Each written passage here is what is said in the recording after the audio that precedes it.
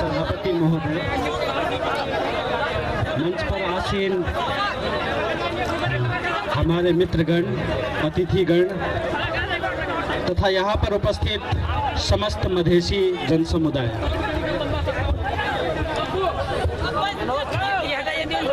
आज से ठीक 10 वर्ष पहले सिरहा की इसी पावन भूमि पर हमारे कुछ वीर मधेसियों ने अपनी जान की आहुति दी थी।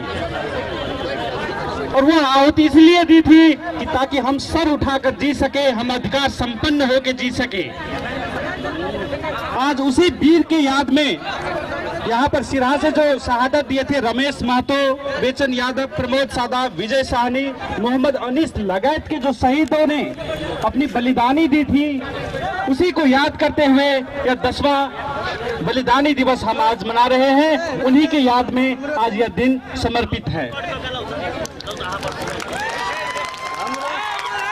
हमारे वीर शहीदों ने हमारे लिए मिटने के लिए कोई भी कसर नहीं छोड़ी। उन्होंने अपने जिस्म का हर एक खून का बूंद बहा दिया। उन्होंने ये नहीं सोचा कि हमारे यहाँ पर क्या होगा। उन्होंने छाती खोलकर फिरंगी पुलिसों की गोली अपने सीने में लगा लिया। हम ऐसे वीर को आज याद कर रहे हैं जिन्होंने हमारे लिए एक बलिदानी देने में कोई भी कसर नहीं छोड़ी। और वो सपना देखना चाहते थे मधेश की मुक्ति के लिए, वो सपना देखना चाहते थे हमारी आजादी के लिए, वो सपना देखना चाहते थे इस मिट्टी की आजादी की। लेकिन बड़ी दुर्भाग्य की बात है, आज अगर 10 बरस बाद भी हम देखते हैं, 10 बरस के बाद भी अगर हम देखते हैं, तो कोई न कोई कसर हमारे अंदर रह गई है। उस समय में जब वो बलिदानी दे रहे थे, उस समय में जितने अधिकार प्राप्त थे वो अभी आज हमारे पास नहीं है। उस समय में मान लिया कि नागरिकता में ही जितनी अधिकार हमें मिली थी वो अभी आज के दिन में हमसे छीन ली गई है, वो अभी अधिकार नहीं है। तो यहाँ पर अधिकार मिलने की बात तो दूर, आज 10 बरस बाद हम उस बलिदानी को आंख कर देखते हैं तो वह अधिकार भी हमारे हमसे छीन ली गई है। 10 बरस पहले वोटर लिस्ट में जितने लोगों का नाम था वो आज नहीं है।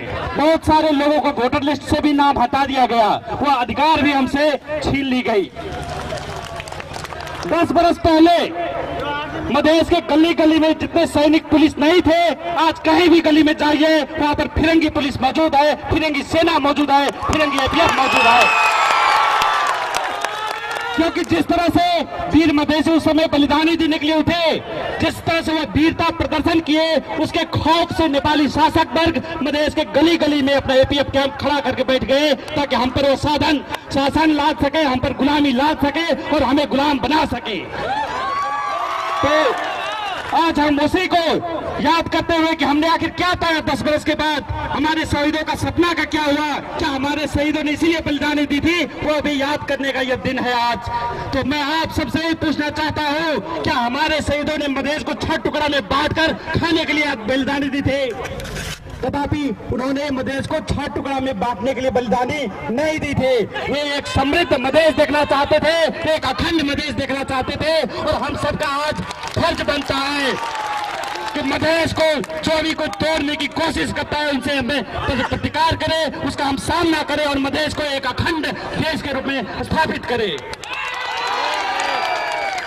उस समय में जो भी कुछ अधिकार मिला था, जैसे कि साधन स्रोत पे भी जो अधिकार था वो भी आज हमसे छीन ली गई है। जो भी कुछ मिला भी था, जो भी आत्मसम्मान मिला था, वो भी आज हमें प्राप्त नहीं है। आज के दिन में भी अगर मधेसी अधिकार के लिए उठते हैं तो वहाँ पर धोती मर्सिया कह के आप कह के गाली किया जाता है। यह दिन आज हमें भुगतना पड़ रहा है।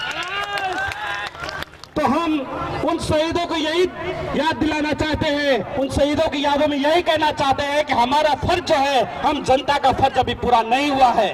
आपने अपना खून दिया, आपने अपनी बलिदानी दी, आपने मधेश की भूमि को अपने खून से सींचा, पर हम सब अभी तक भी आपके सपना को पूरा नहीं कर पाए हैं और इसीलिए मैं समस्त जन समुदाय से अनुरोध करना चाहता हूँ, आह्वान करना चाहता हूँ कि आज हम सभी यहाँ पर एक होकर तंग करें कि जब तक उन शहीदों का सपना साकार नहीं करते हैं तब तक हम आखिरी सांस तक लड़ते रहेंगे, आखिरी दम तक लड़ते रहेंगे, प्रदेश के लिए जान देने के लिए हर समय पर हम तैयार रहेंगे।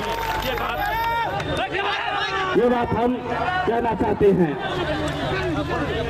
मधेश में 10 बरस पहले जितने भी फिरंगी नेपाली मौजूद थे, आज के दिन में वो ज्यादा की संख्या में आकर हमारे भूमि पर कब्जा करके बैठ गए हैं। आज ये हालत हो गई है कि अपने ही नवलपुर में, अपने ही धलकेवर में, अपने ही बर्दिवास में हम सभा करने के लिए भी सक्षम नहीं है। वो इस तरह से पहाड़ी लोग पहाड़ से आकर हम पर कब्जा करके बैठ गए हैं। उसी तरह मधेश की जितनी भी नौकरियां थी, क्या शहीदों का सपना नहीं था कि समानुपातिक समावेशी हो? क्या उनका सपना नहीं था कि मधेसी लोग सेना में समावेश हो? और उस समय में वादा भी किया गया था कि 30,000 मधेसियों को सेना के अंदर में समाहित किया जाएगा, लेकिन हम 30,000 तो क्या 3,000 मधेसियों को भी सेना में समाहित नहीं कर सके, जो हमारे असफलता का प्रतीक है, हमारे ऊपर कलंक है।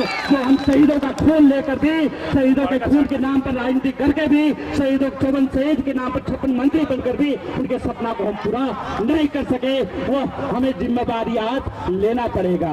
उसी तरह आज हालत हमारी ये हो गई है, हम अधिकार की बात करते हैं लेकिन अधिकार इतने हद तक सीमित कर दिया गया है कि हमें बोलने तक का भी अधिकार नहीं है। बहुत जगह पे हम जाते हैं तो गिरफ्तार करके ऐसे करके रख दिया जाता है। यहाँ तक कि जब 2 बरस पहले हम शहीदों को, अपने प्यारे शहीदों को माल्यार्पण करने के लिए जब लहान आने वाले थे तो नेपाली पुलिस ने पकड़ के रख दिया। ये कैसी आजादी है इस देश में? ये कैसा अधिकार है इस देश में? आप सोचिए कि चाहे जितने भी क्रूर शासक हो, चाहे राणा हो या राजा हो, जितने भी क्रूर शासक है, वो भी किसी को मातम बनाने पे रोक नहीं लगाते, किसी की मृत्यु का शोक मनाने पे रोक नहीं लगाते हैं। लेकिन ये कैसा फिरंगी सरकार है जो हम अपने शहीदों को शहादत दिवस मनाने के लिए भी आते हैं तो उस पर रोक लगाती है। तो हमारे शहीदों ने कोई भी कसर हमारे लिए नहीं छोड़ी है।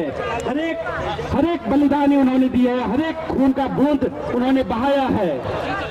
लेकिन फिर भी हम 65 बरस से, कोई आज से 10 बरस से नहीं, हम 65 बरस से आंदोलन करते रहे, अधिकार के लिए, संहिता के लिए, नागरिकता के लिए 65-70 बरस से आंदोलन करते आ रहे हैं, लेकिन हमें मिला आज तक भी कुछ नहीं। बार बार हमारे साथ वही होता है, हम आंदोलन करते हैं, दर्जनों शहीद होते हैं, दर्जनों मधेसी मारे जाते हैं, दर्जनों माँ बहन हमारे विधवा होती है, दर्जनों बच्चे अनाथ होते हैं, दर्जनों नारियां जो है अपने पति विहीन जिंदगी जीने पर मजबूर हो जाते हैं, लेकिन हमें कोई अधिकार नहीं मिलता। हमारे साथ बार बार धोखा होता है। कुछ नेता लोग मंत्री तो बन जाते हैं लेकिन हमारे साथ कोई अधिकार हमें नहीं मिलती, हमारे साथ बारंबार धोखा ही होता है। आज भी लाखों लाख मधेसी नागरिकता